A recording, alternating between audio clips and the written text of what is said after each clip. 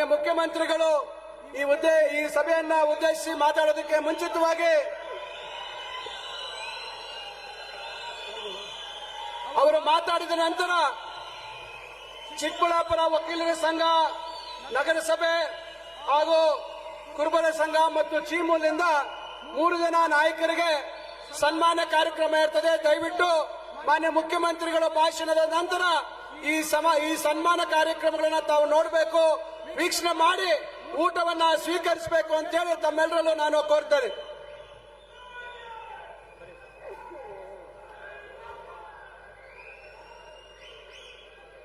ಅಖಿಲ ಭಾರತ ಕಾಂಗ್ರೆಸ್ ಪಕ್ಷದ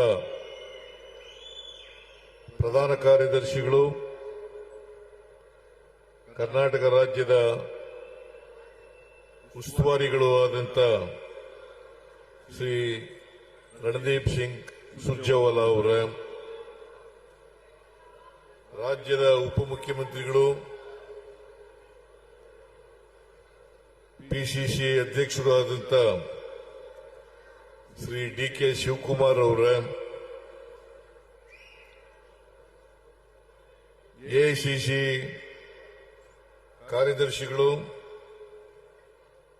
ಕಾರ್ಯದರ್ಶಿಗಳಾದಂಥ ಶ್ರೀ ಅಭಿಷೇಕ್ ದತ್ತಾ ಅವರ,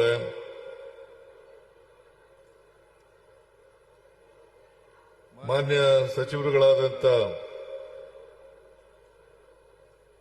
ಬೆಂಗಳೂರು ನಗರ ಜಿಲ್ಲೆ ಉಸ್ತುವಾರಿಗಳಾದಂಥ ಶ್ರೀ ಕೆ.ಎಚ್. ಮುನಿಯಪ್ಪನವರ, ಕೋಲಾರ ಜಿಲ್ಲೆ ಉಸ್ತುವಾರಿಗಳಾದಂಥ ಬೈರತಿ ಸುರೇಶ್ ಅವರ, ಚಿಕ್ಕಬಳ್ಳಾಪುರ ಉಸ್ತುವಾರಿಗಳಾದಂಥ ಶ್ರೀ ಎಂ.ಸಿ. ಸುಧಾಕರ್ ಅವರ, ಸಣ್ಣ ನೀರಾವರಿ ಸಚಿವರಾದಂಥ ಶ್ರೀ ಬೋಸರಾಜು ಅವರ, ಕೋಲಾರ ಜಿಲ್ಲೆಯ ಬೆಂಗಳೂರು ನಗರ ಜಿಲ್ಲೆಯ ಹಾಗೂ ಚಿಕ್ಕಬಳ್ಳಾಪುರ ಜಿಲ್ಲೆಯ ಎಲ್ಲ ಶಾಸಕ ಮಿತ್ರರೇ, ವೇದಿಕೆ ಮೇಲಿರ್ತಕ್ಕಂಥ ಎಲ್ಲ ಶಾಸಕ ಮಿತ್ರರೇ, ವಿಧಾನ ಪರಿಷತ್ತಿನ ಸದಸ್ಯರುಗಳೇ, ಮಾಜಿ ಶಾಸಕರುಗಳೇ, ವೇದಿಕೆ ಮೇಲಿರ್ತಕ್ಕಂಥ ಎಲ್ಲ ಕಾಂಗ್ರೆಸ್ ಪಕ್ಷದ ಮುಖಂಡರುಗಳೇ, ಇಲ್ಲಿ ಇಷ್ಟು ದೊಡ್ಡ ಸಂಖ್ಯೆಯಲ್ಲಿ ಸೇರಿದ್ದಂತ ಈಗಲೂ ಇರತಕ್ಕಂಥ ಎಲ್ಲ ಆತ್ಮೀಯ ಬಂಧುಗಳೇ, ತಾಯಂದಿರೇ, ಸುದ್ದಿ ಮಾಧ್ಯಮದ ಗೆಳೆಯರೇ, ಈಗಾಗಲೇ ಅನೇಕ ಜನ ನಮ್ಮ ಮುಖಂಡರುಗಳು ಮಾತನಾಡಿದ್ದಾರೆ. ನೀವೆಲ್ಲರೂ ಕೂಡ ಇವತ್ತು ಮನ್ರೇಗಾ ಉಳಿಸಿ ಅಭಿಯಾನದಲ್ಲಿ ಭಾಗವಹಿಸಲಿಕ್ಕೆ ಬಂದಿದ್ದೀರಿ. ಇಷ್ಟೊಂದು ದೊಡ್ಡ ಪ್ರಮಾಣದಲ್ಲಿ ಸಭೆಯನ್ನ ಏರ್ಪಾಡು ಮಾಡಿದಂತ ಕೆ.ಎಚ್. ಮುನಿಯಪ್ಪನವರಿಗೆ, ಬೈರತಿ ಸುರೇಶ್ ಅವರಿಗೆ ಮತ್ತು ಸುಧಾಕರ್ ಅವರಿಗೆ ಹಾಗೂ ಈ 3 ಜಿಲ್ಲೆಯ ಎಲ್ಲ ಕಾಂಗ್ರೆಸ್ ಸದಸ್ಯರುಗಳಿಗೆ, ಎಂಎಲ್ಎಗಳಿಗೆ ನಾನು ಹೃತ್ಪೂರ್ವಕವಾಗಿ ನಮಸ್ಕಾರಗಳನ್ನು ಬಯಸ್ತಾ ಇದ್ದೇನೆ. ನಾವು ಸ್ವಲ್ಪ ತಡವಾಗಿ ಬಂದು, ಹಾಗಾಗಿ ಈ ಸಭೆ ಪ್ರಾರಂಭ ಆಗೋದು ಕೂಡ ತಡ ಆಯಿತು. ಅದಕ್ಕಾಗಿ ನಮ್ಮೆಲ್ಲರಿಗೆ ಕ್ಷಮಿಸಬೇಕು ಅಂತೇಳಿ ನಿಮ್ಮಲ್ಲಿ ಅತ್ಯಂತ ಕಳಕಳಿಯಿಂದ ಪ್ರಾರ್ಥನೆಯನ್ನ ಮಾಡ್ತೇನೆ. ಇವತ್ತು ಇಡೀ ದೇಶಾದ್ಯಂತ ಮನ್ರೇಗಾವನ್ನು ಉಳಿಸಿ ಅಭಿಯಾನ ಪ್ರಾರಂಭ ಆಗಿದೆ. ಕರ್ನಾಟಕದಲ್ಲೂ ಕೂಡ ಇದು ಪ್ರಾರಂಭ ಆಗ್ತಾ ಇದೆ. ಉದ್ದೇಶ ಏನಪ್ಪಾ ಅಂತಂದ್ರೆ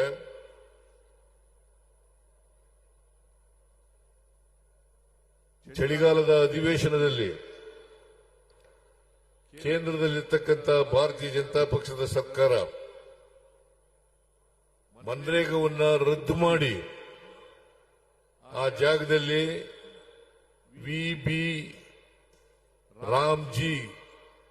ವಿಬಿಜಿ ರಾಮ್ಜಿ ಗ್ರಾಮೀಣ ಕಾಯ್ದೆಯನ್ನ ಜಾರಿ ಮಾಡಿದೆ. ಈ ಮನ್ರೇಗಾ ಕಾಯ್ದೆಯನ್ನ ರದ್ದು ಮಾಡಬೇಕಾದಂತ ಅಗತ್ಯ ಇರಲಿಲ್ಲ. ಇದು 2005ರಲ್ಲಿ ಮನಮೋಹನ್ ಸಿಂಗ್ ರವರು ಪ್ರಧಾನಮಂತ್ರಿಯಾಗಿದ್ದಾಗ ಶ್ರೀಮತಿ ಸೋನಿಯಾ ಗಾಂಧಿಯವರ ನಾಯಕತ್ವದಲ್ಲಿ ಈ ಕಾಯ್ದೆ ಜಾರಿಯಾಯಿತು. ಉದ್ದೇಶ ಏನಪ್ಪಾ ಅಂತಂದ್ರೆ ಹಳ್ಳಿಗಾಡಿನಲ್ಲಿರ್ತಕ್ಕಂಥ ಕೂಲಿ ಕಾರ್ಮಿಕರಿಗೆ, ಆದಿವಾಸಿಗಳಿಗೆ, ಸಣ್ಣ ರೈತರಿಗೆ, ಹೆಣ್ಮಕ್ಕಳಿಗೆ ಉದ್ಯೋಗವನ್ನ ಕೊಡಬೇಕು ಅಂತಕ್ಕಂಥ ಉದ್ದೇಶದಿಂದ ಈ ಕಾಯ್ದೆಯನ್ನ ಜಾರಿಗೆ ತಗೊಬಂದದ್ದು. ಮನಮೋಹನ್ ಸಿಂಗ್ ರವರು ಇದೊಂದೇ ಕಾಯ್ದೆಯನ್ನ ಜಾರಿಗೆ ತರಲಿಲ್ಲ. ಇದರ ಜೊತೆಯಲ್ಲಿ ಉದ್ಯೋಗದ ಹಕ್ಕು, ಆಹಾರದ ಹಕ್ಕು, ಶಿಕ್ಷಣದ ಹಕ್ಕು ಮತ್ತು ಅರಣ್ಯದಲ್ಲಿ ವಾಸ ಮಾಡತಕ್ಕಂಥ ಆದಿವಾಸಿಗಳ ಹಕ್ಕು, ಜೊತೆಗೆ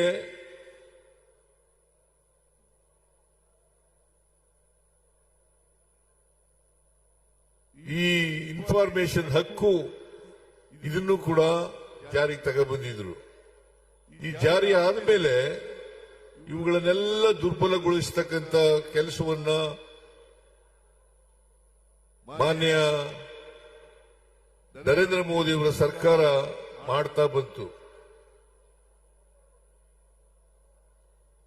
ಜೊತೆಗೆ ಮನ್ರೇಗಾವನ್ನೇ ಕಿತ್ತಾಕ್ತಕ್ಕಂಥ ಕೆಲಸವನ್ನ ಮಾಡಿದ್ರು. ಇದ್ರ ಬಗ್ಗೆ ಚರ್ಚೆ ಆಗಲಿಲ್ಲ. ಕೇವಲ 17ನೇ ತಾರೀಕು, ಡಿಸೆಂಬರ್ 17ನೇ ತಾರೀಕು 8 ಗಂಟೆ ಮಾತ್ರ ಚರ್ಚೆ ಆಯಿತು. 18ನೇ ತಾರೀಕು ಇದನ್ನ ಪಾಸ್ ಮಾಡಿ ವಿಬಿಜಿ ರಾಮ್ಜಿ ಕಾಯ್ದೆಯನ್ನ ಜಾರಿಗೆ ತಗೊಬಂದಿದ್ದಾರೆ. ವಿಬಿಜಿ ರಾಮ್ಜಿ ಅಂತಂದ್ರೆ ವಿಕಸಿತ್ ಭಾರತ್ ಗ್ಯಾರಂಟಿ ಫಾರ್ ರೋಜ್ಗಾರ್,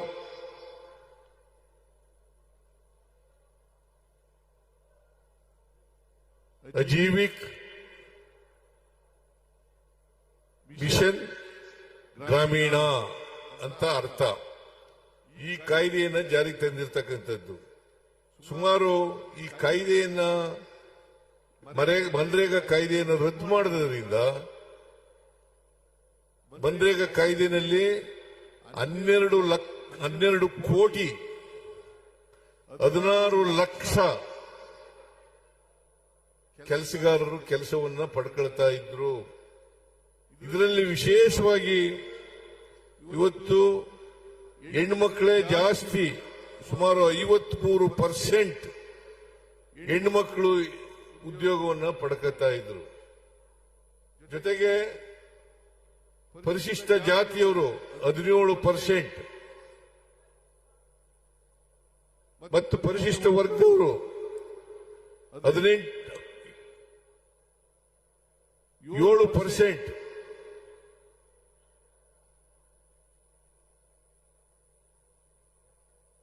ಅಲ್ಲ, 11%. ಒಟ್ಟು 28% ಪರಿಶಿಷ್ಟ ಜಾತಿ, ಪರಿಶಿಷ್ಟ ವರ್ಗ ಇವರು ಪಡ್ಕೊಳ್ತಾ ಇದ್ರು. ಇದನ್ನ ಇವತ್ತು ಕಿತ್ಕೊಳ್ತಕ್ಕಂಥ ಕೆಲಸವನ್ನ ಮಾಡ್ತಾ ಇದ್ದಾರೆ. 20 ವರ್ಷಗಳಿಂದ ಕಾಯ್ದೆ ಜಾರಿಯಲ್ಲಿತ್ತು, ಮನ್ರೇಗಾ ಕಾಯ್ದೆ. ಮಹಾತ್ಮ ಗಾಂಧೀಜಿಯವರ ಹೆಸರು ಯಾಕೆ ಇಟ್ಟಿದ್ರಪ್ಪ ಅಂತಂದ್ರೆ, ಗ್ರಾಮೀಣ ಪ್ರದೇಶಗಳ ಅಭಿವೃದ್ಧಿ ಆಗದೇನೆ ರಾಷ್ಟ್ರದ ಅಭಿವೃದ್ಧಿ ಆಗಲ್ಲ ಅಂತಕ್ಕಂಥದ್ದು ಮಹಾತ್ಮ ಗಾಂಧೀಜಿಯವರು ಹೇಳಿದಂತ ಮಾತು. ಅದಕ್ಕೋಸ್ಕರ ಇದು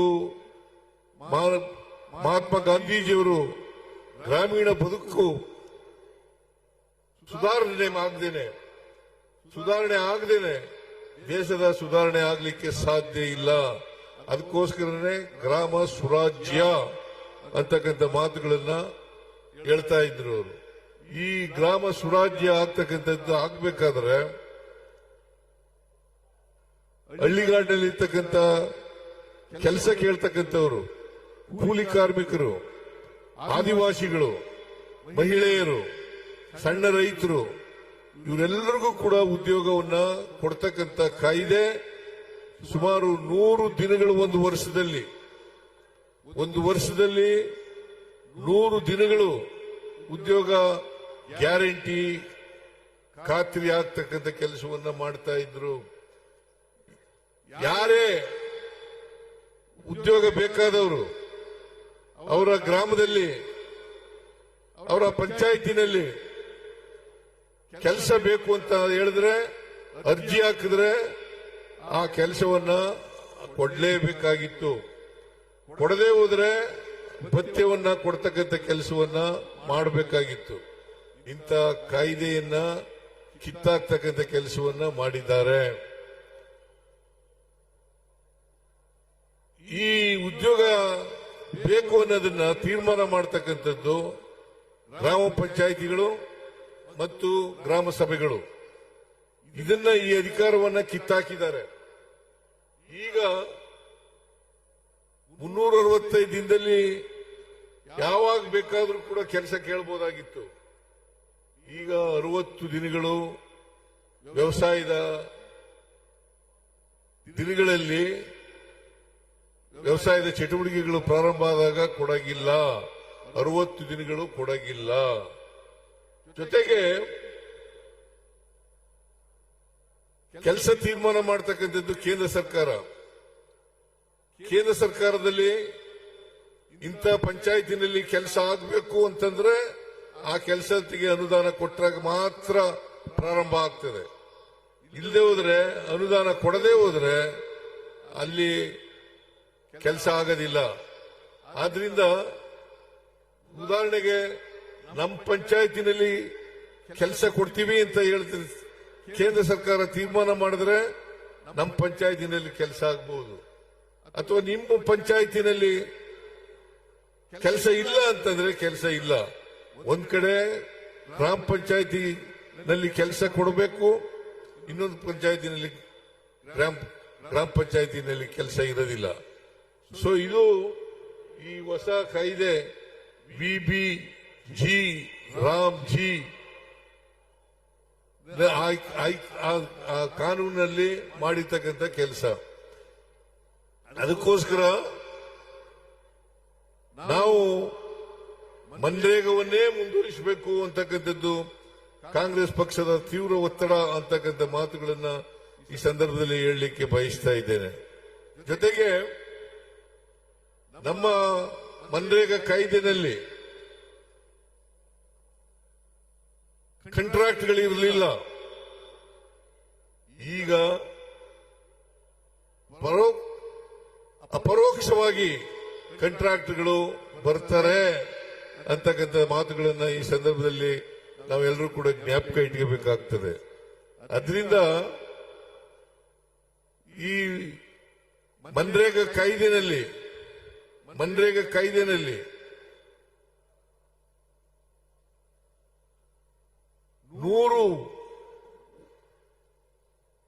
100 ದಿನ ಉದ್ಯೋಗ ಮಾಡಿದ್ರೆ ಅಷ್ಟೂ ದಿನಗಳ ಕೆಲಸದ ಮಜೂರಿಯನ್ನ ಕೊಡಬೇಕಾಗಿತ್ತು. ಸಾಮಗ್ರಿಗಳಿಗೆ ಮಾತ್ರ 10% ಕೊಡ್ತಕ್ಕಂಥ ಕೆಲಸವನ್ನು ಮಾಡ್ತಾ ಇದ್ರು. ಈಗ ರಾಜ್ಯ ಸರ್ಕಾರ 40% ಕೊಡಬೇಕು, ಕೇಂದ್ರ ಸರ್ಕಾರ 60% ಕೊಡಬೇಕು ಅಂತ ಈ ಹೊಸ ಕಾಯ್ದೆನಲ್ಲಿ ಮಾಡಿದ್ದಾರೆ. ಅದರಿಂದ ರಾಜ್ಯ ಸರ್ಕಾರಗಳ ಹಿತ ಕಾಪಾಡುವುದರಲ್ಲಿ ಸಂಪೂರ್ಣವಾಗಿ ಕೇಂದ್ರ ಸರ್ಕಾರ ಮರೆತಿದೆ ಅಂತಕ್ಕಂಥ ಮಾತುಗಳನ್ನ ಈ ಸಂದರ್ಭದಲ್ಲಿ ಹೇಳಲಿಕ್ಕೆ ಬಯಸ್ತಾ ಇದ್ದೇನೆ. ಅದರಿಂದ ನಾವು ಈ ಕಾಯ್ದೆಯನ್ನು ಉಳಿಸಬೇಕಾದದ್ದು, ರಕ್ಷಣೆ ಮಾಡ್ಕೋಬೇಕಾಗಿರ್ತಕ್ಕಂಥದ್ದು ಅತ್ಯಂತ ಅವಶ್ಯ, ಅನಿವಾರ್ಯ ಅಂತಕ್ಕಂಥ ಮಾತುಗಳನ್ನ ಈ ಸಂದರ್ಭದಲ್ಲಿ ತಾವೆಲ್ಲರೂ ಕೂಡ ಅರ್ಥ ಮಾಡ್ಕೊಂಡಿದ್ದೀರಿ ಅಂತಕ್ಕಂಥದ್ದು ನನ್ನ ಭಾವನೆ. ಅದರಿಂದ ಇಡೀ ದೇಶದಲ್ಲಿ ಕಾಂಗ್ರೆಸ್ ಪಕ್ಷ ಮನ್ರೇಗಾವನ್ನು ರಕ್ಷಣೆ ಮಾಡಲಿಕ್ಕೋಸ್ಕರ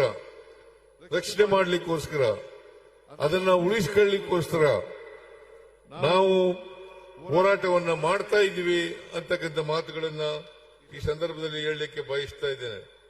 ನಮ್ಮ ಬೇಡಿಕೆಗಳು ಪ್ರಮುಖವಾಗಿ ವಿಕಸಿತ ಭಾರತ್ ರಾಮ್ಜಿ ಕಾಯ್ದೆಯನ್ನು ಸಂಪೂರ್ಣವಾಗಿ ರದ್ದುಗೊಳಿಸಬೇಕು. ಮಹಾತ್ಮ ಗಾಂಧಿ ರಾಷ್ಟ್ರೀಯ ಗ್ರಾಮೀಣ ಉದ್ಯೋಗ ಖಾತ್ರಿ ಯೋಜನೆಯನ್ನ ಮನ್ರೇಗಾವನ್ನ ಮರು ಜಾರಿಗೊಳಿಸಬೇಕು. ಬಹುಶಃ ನಿಮ್ಗೆಲ್ರಿಗೂ ಕೂಡ ಗೊತ್ತಾಗಿದೆ ಅಂತಕ್ಕಂಥದ್ದು ನನ್ನ ಭಾವನೆ. ಆದ್ರಿಂದ ವಿಕಸಿತ ಭಾರತ ರಾಮ್ಜಿ ಕಾಯ್ದೆಯನ್ನು ಸಂಪೂರ್ಣವಾಗಿ ರದ್ದುಗೊಳಿಸಬೇಕು. ಇವು ನಮ್ಮ ಬೇಡಿಕೆಗಳು. ಮಹಾತ್ಮ ಗಾಂಧಿ ರಾಷ್ಟ್ರೀಯ ಗ್ರಾಮೀಣ ಉದ್ಯೋಗ ಖಾತ್ರಿ ಯೋಜನೆಯನ್ನ ಮರು ಜಾರಿಗೊಳಿಸಬೇಕು. ಜನರ ಉದ್ಯೋಗದ ಹಕ್ಕನ್ನು ಪುನರ್ಸ್ಥಾಪಿಸಬೇಕು.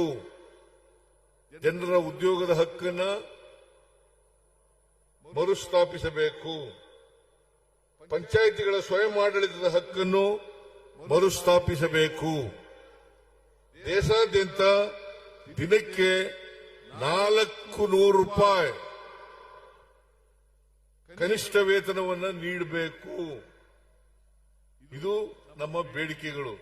ಈ ಬೇಡಿಕೆಗಳು ಈಡೇರೋವರೆಗೆ ನಮ್ಮ ಆಂದೋಲನ ನಿಲ್ಲದಿಲ್ಲ ಅಂತಕ್ಕಂಥ ಮಾತುಗಳನ್ನ ಈ ಸಂದರ್ಭದಲ್ಲಿ ಹೇಳಲಿಕ್ಕೆ ಬಯಸ್ತಾ ಇದ್ದೇನೆ. ಹೇಗೆ ರೈತರ ವಿರೋಧಿ ಕಾಯ್ದೆಗಳನ್ನ ಕೇಂದ್ರ ಸರ್ಕಾರ ಜಾರಿಗೆ ತಂದಾಗ ಹೋರಾಟ ಮಾಡಿದ್ರು, ಅದೇ ರೀತಿ ನಾವು ಕೂಡ ಹೋರಾಟ ಮಾಡ್ತೇವೆ ಅಂತಕ್ಕಂಥ ಮಾತುಗಳನ್ನ ಈ ಸಂದರ್ಭದಲ್ಲಿ ಹೇಳಲಿಕ್ಕೆ ಬಯಸ್ತಾ ಇದ್ದೇನೆ. ಅದರಿಂದ ಮನ್ರೇಗಾ ಪುನಃಸ್ಥಾಪನೆ ಆಗಬೇಕು. ಅದು ಆಗೋವರೆಗೂ ಕೂಡ ನಮ್ಮ ಹೋರಾಟ ನಿಲ್ಲದಿಲ್ಲ. ನೀವೆಲ್ಲರೂ ಕೂಡ ತಯಾರಾಗಿದ್ದೀರಾ ನೀವೆಲ್ಲರೂ? ಇದು ಹಳ್ಳಿಗಾಡಿನಲ್ಲಿ ನಡೀತಕ್ಕಂಥ ಕಾರ್ಯಕ್ರಮ, ಹಳ್ಳಿಗಾಡಿನ ಜನರಿಗೆ ಕೊಡ್ತಕ್ಕಂಥ ಕಾರ್ಯಕ್ರಮ.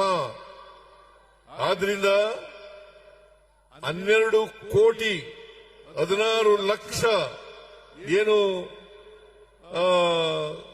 ಕೂಲಿ ಕಾರ್ಮಿಕರಿದ್ರು ಅವರೆಲ್ಲರಿಗೂ ಕೂಡ ಇವತ್ತು ಈ ಕಾಯ್ದೆಯನ್ನ ತಂದು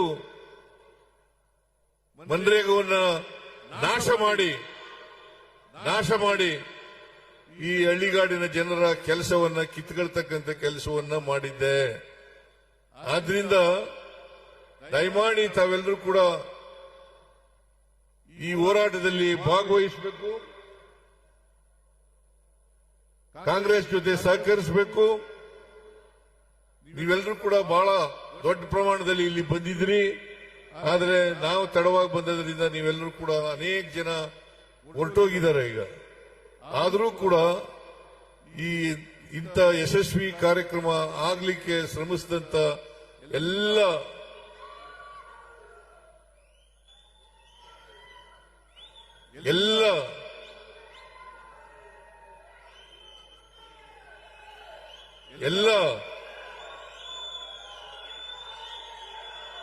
ಉಸ್ತುವಾರಿ ಸಚಿವರಿಗೆ, ಶಾಸಕರಿಗೆ ನಮಸ್ಕಾರಗಳನ್ನ ಹೇಳಿ ನಿಮಗೆಲ್ಲ ವಂದನೆಗಳನ್ನ ಹೇಳ್ತಾ ನನ್ನ ಮಾತನ್ನ ಮುಗಿಸ್ತೇನೆ. ಜೈ ಹಿಂದ್, ಮಾನ್ಯ ಜೈ ಕರ್ನಾಟಕ, ಮಾನ್ಯ ಜೈ ಸಂವಿಧಾನ್.